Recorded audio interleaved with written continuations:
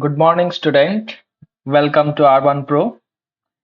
In this session, I am going to discuss again one more interesting, properties of material, that is magnetic properties of material.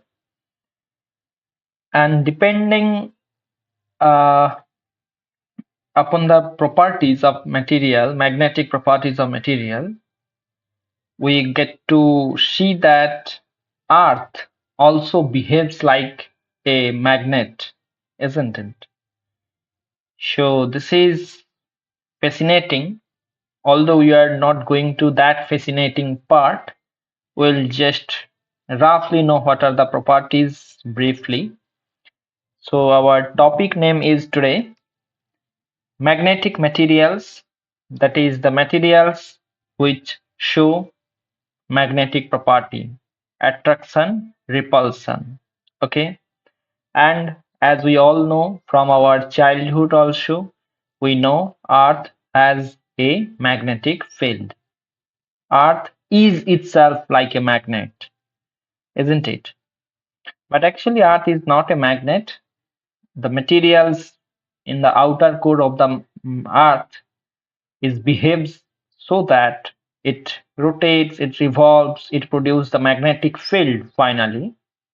That magnetic field is very similar to that of a bar magnet.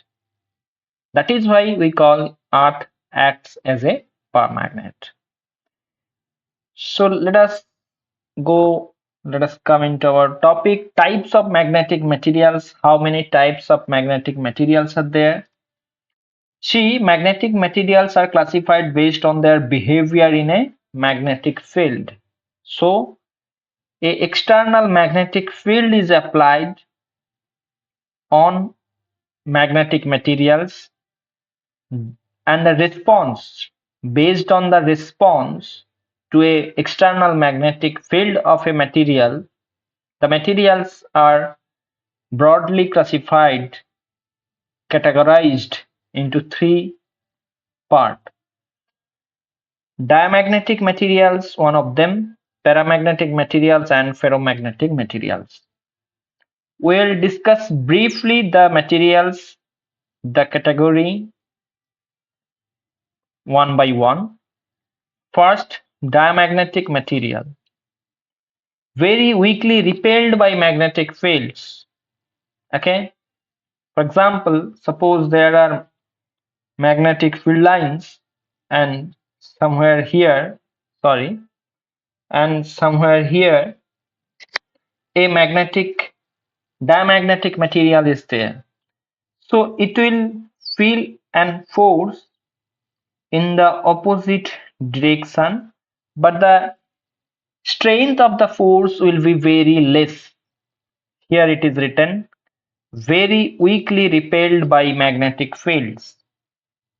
Magnetic moment is induced opposite to the applied field. As you know, when magnetic materials is placed in a external magnetic field, what happens? The center of the positive charge, center of the negative charge, they gets displaced, isn't it? Basically, sorry. It is due to the motion. It is due to the spin. It is due to the atomic movement. There a magnetic field is generated, it produced, and that magnetic field has a magnetic moment, and that is so induced that it is opposite to the applied field. And susceptibility is small and negative here. Susceptibility xi is equals to, as you know, mu r minus 1. Mu r is the relative permeability of a magnetic material.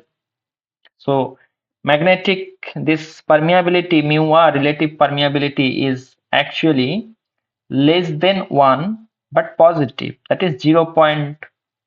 It is greater than 0 and less than 1, but it is 0, greater than 0, less than 1, but we are subtracting 1 from that, so definitely this will be a negative quantity.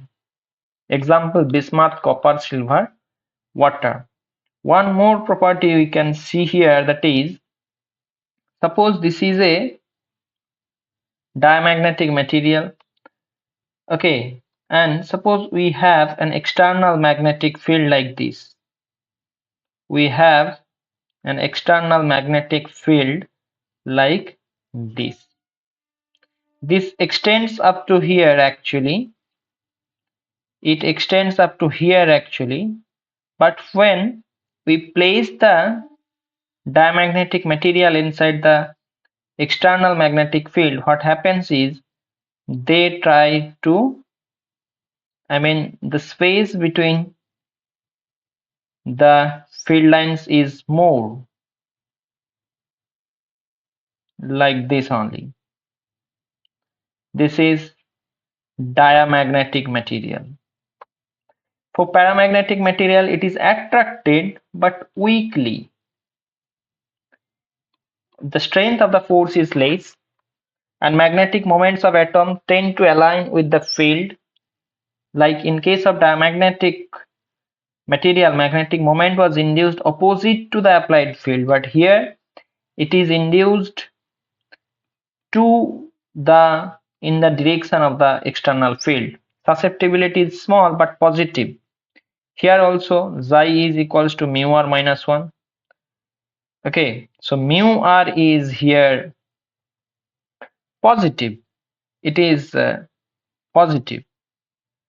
Aluminium, platinum, sodium is the example.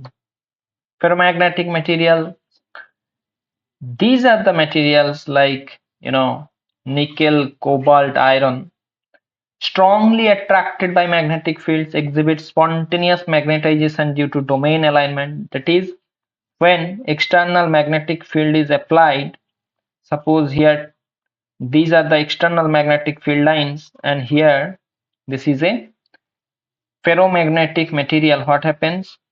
These lines of force tend to come into the material, okay, like this only. So the density increases. What happens in this case? Suppose these are the external magnetic fields here attracted. Suppose this is the paramagnetic material. What happens? This will go, this will come, going to this, like this and this. But in case of ferro, I should draw like this one will also enter into the material. So powerful. Okay, so powerful. Components of Earth's magnetism, as we know, Earth behaves as a magnetic bar magnet. At least we know that it has a magnetic field. Here the Earth's magnetic field at any point can be described in three components, that is magnetic declination, that is theta. What is that? Angle between geographic and magnetic meridians. So as you know, the geographic meridian and the magnetic meridian are not coincide with each other. There is some angle between them. There is some angle between them, and this angle is known as magnetic declination. Okay, this is theta. Magnetic inclination phi. Suppose I draw a plane, and here the north pole is inclined with horizontal by an angle phi. Here this phi is magnetic inclination. It is the angle between the magnetic field and horizontal. As I told, the direction of the magnetic bar magnet will direct along the magnetic field at that point, and this is the horizontal. The angle between this is the magnetic inclination. Horizontal component of total field in horizontal direction. See, suppose this is B, the magnetic field, and this B can be decomposed into two perpendicular direction. If we decompose it, the horizontal component is known as BH, and this is BV. BH is what? This is nothing but B cos phi, and BV is what? B sin phi. So by just squaring and adding these two equations, we will have B square is equals to BH square plus VV square, or B is equals to root of BH square plus BV square. Also, if we divide, we'll get BB will be cancelled out. Tan phi is equals to BV by BH. Using these two equations, this is equation 1, this is equation 2. These two equations are very useful when we solve numerical problems from this chapter. I hope whatever I discussed, whatever I have given the information, you understood. If not, then contact with me. Thank you for watching till now. See you in the next session.